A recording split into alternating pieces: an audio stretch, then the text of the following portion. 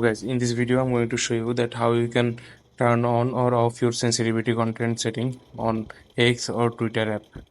So without further ado, let's get started. You have to click on X app, you open up your app, then you have to go to your profile.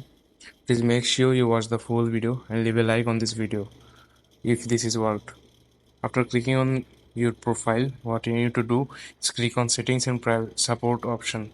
After open this up, you need to click on settings and privacy, just like this. Okay, after that you can see here is an option privacy and safety. Please make sure you subscribe my channel and leave a comment if this worked for you. So what is the next step you want to do is click on this privacy and safety option. After clicking on this, you can see here is an option content you see. You will need to click on this.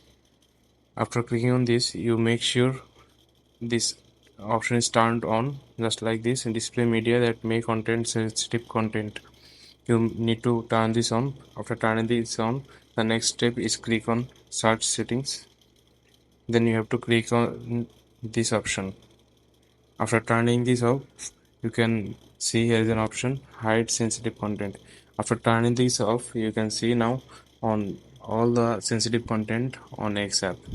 So I hope you like this video. Please subscribe to this channel.